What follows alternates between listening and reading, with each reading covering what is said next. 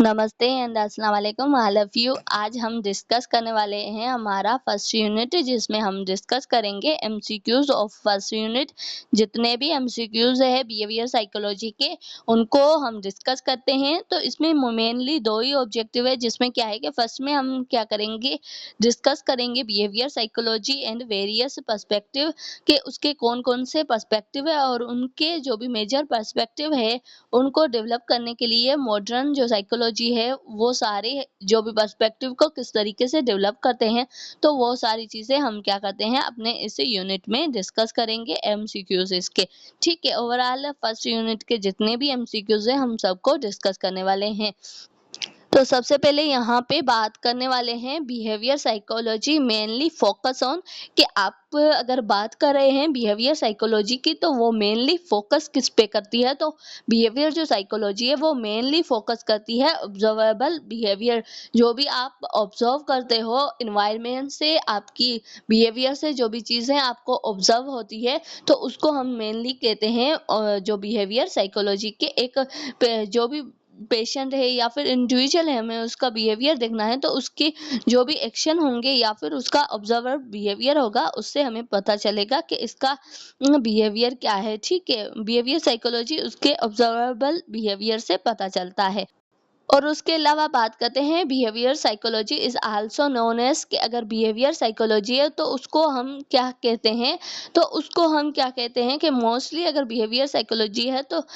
उसको बिहेवियरिज्म कहते हैं, क्योंकि ये एक थ्योरी है जिसमें हमें क्या है कि किसी भी इंडिविजुअल का हमें उसके बिहेवियर के थ्रू उसके बारे में पता चलता है। हम उसका बिहेवियर ऑब्जर्व करते हैं, हमें पता चलता है कि इज अ नॉर्मल या एबनॉर्मल, तो ओवरऑल उस चीज़ से हमें क्या है पता चलता है।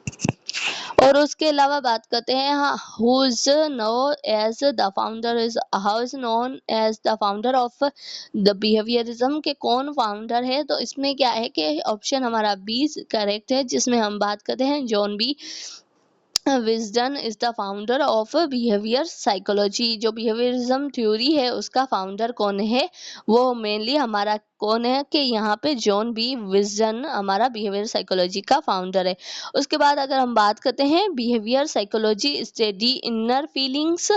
कि आप अगर बिहेवियर साइकोलॉजी की बात कर रहे हैं कि वो किस पे हम किसकी स्टडी करते हैं बिहेवियर साइकोलॉजी में, तो अनकॉन्शियस माइंड की नहीं करते हैं, ना ही इनर फीलिंग की करती है। यहाँ पे हम क्या करते हैं, हमारा जो सी ऑप्शन है वो करेक्ट है, क्योंकि हम ऑब्जर्वर एक्शन देखते हैं, क्योंकि हमारा जो बिहेवियर होता है वो हमारे एक्शन से होता है, और जो हमारे ऑब्जर्वर एक्शंस होते हैं, हम कोई भी काम कर रहे हैं, किसी भी एक्शन को परफॉर्म कर रहे हैं, उससे हमें क्या है हमारा बिहेवियर शो होता है। तो उसको हम क्या कहते हैं बिहेवियर साइकोलॉजी। जो हम क्या करते हैं बिहेवियर के थ्रू हमारा जो एक्शन है वो काम में आता है, उसको हम ऑब्जर्व करते हैं। उसके बाद बात करते हैं बिहेवियरिस्ट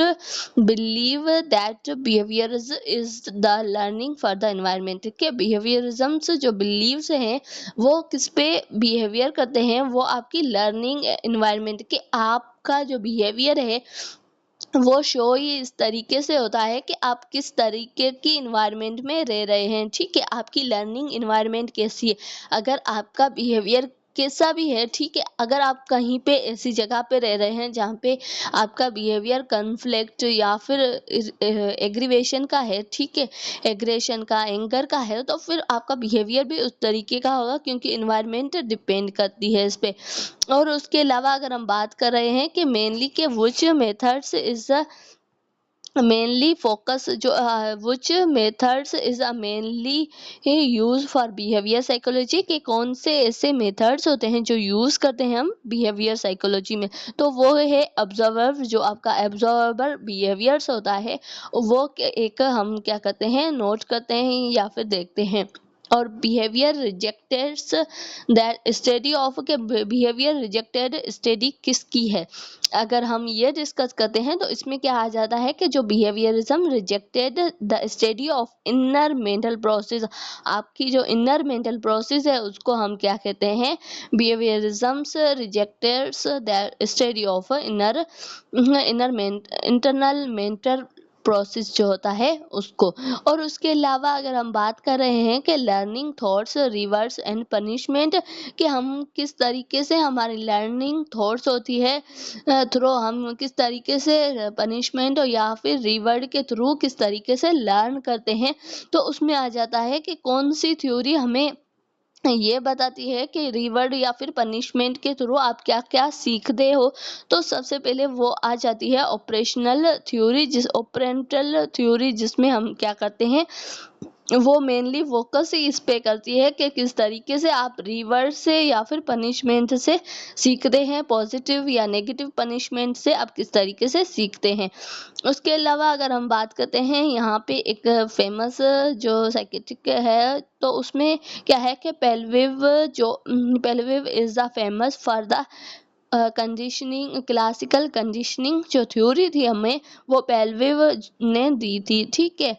इसमें क्या है कि इसमें आपकी जो भी एक्शंस होते हैं, आप किस तरीके से आपका बिहेवियर चेंज होता है, उन्होंने वो सब बताया था। ठीक है, उसके बाद अगर हम बात करते हैं बिहेवियर इज इन्फ्लुएंस बाय, कि आपका जो बिहेवियर है वो किस चीज़ की वजह से इन्फ्लुएंस होता है या फिर चेंज होता है। फर्स्ट है आपका एनवायरनमेंट और एक्सपीरियंस। आपका एनवायरनमेंट अगर चेंज है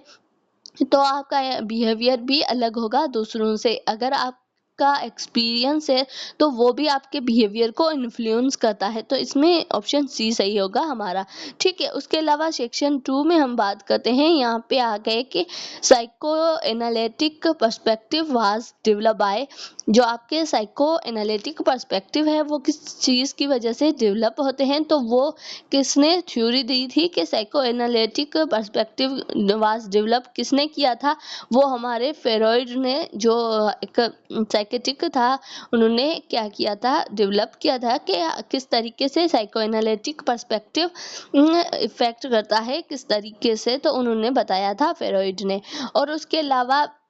साइको एनालिटिक पर्सपेक्टिव फोकस किस पे करता है, साइको एनालिटिक जो पर्सपेक्टिव है वो मेनली फोकस करता है अनकॉन्शियस माइंड। जो आपका अनकॉन्शियस माइंड का जो कॉन्सेप्ट दिया था वो फ्रॉइड ने दिया था, और उन्होंने बताया था कि किस तरीके से साइको एनालिटिक जो पर्सपेक्टिव है वो मेनली फोकस ही इस पे करता है कि आपका अनकॉन्शियस माइंड किस तरीके से काम करता है। और उसके अलावा अगर हम बात कर रहे हैं द होमिस्टिक पर्सपेक्टिव एम्फेसाइज, जो होमिस्टिक पर्सपेक्टिव्स होते हैं वो किस चीज़ को एम्फेसाइज करते हैं। होमिस्टिक मीन्स कि आपके बॉडी, जो भी बॉडी की ग्रोथ है या फिर पर्सनल ग्रोथ है, तो उसमें आ जाते हैं होमिस्टिक पर्सपेक्टिव, जिसमें आ जाता है free well and personal growth, कि खुद की किस तरीके से, जिसमें हम मिजल्स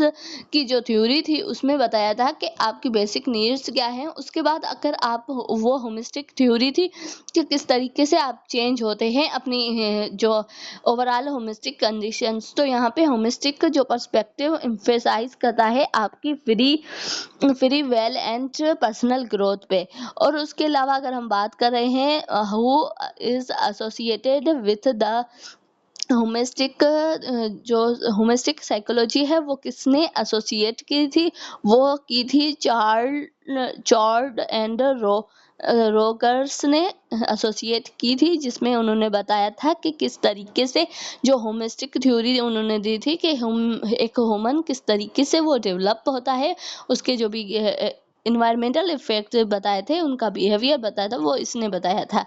उसके अलावा कॉग्निटिव की बात करें हैं, कॉग्निटिव साइकोलॉजी स्टडी, तो अगर कॉग्निटिव साइकोलॉजी स्टडी हम करते हैं उसमें मेंटल प्रोसेस की करते हैं, क्योंकि हमारे जो कॉग्निटिव है वो हमारे माइंड से रिलेटेड है। उसमें हम डिस्कस करते हैं थिंकिंग पर्सपेक्टिव्स, और उसके अलावा आपकी जो थॉट्स है, लैंग्वेज है, फीलिंग है, पर्सपेक्टिव है, उन सबको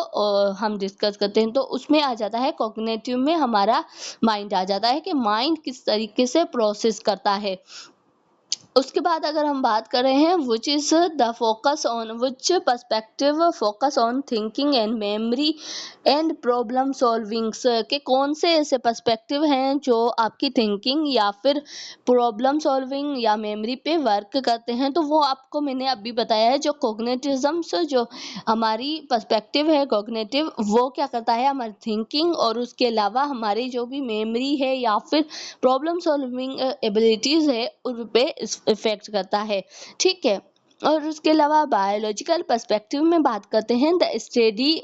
के कौन से बायोलॉजिकल पर्सपेक्टिव होते हैं, जिसमें हम बात कर रहे हैं कि ब्रेन एंड न्यूरो सिस्टम। ये हमारे क्या है कि बायोलॉजिकल पर्सपेक्टिव है जिनमें आ जाता है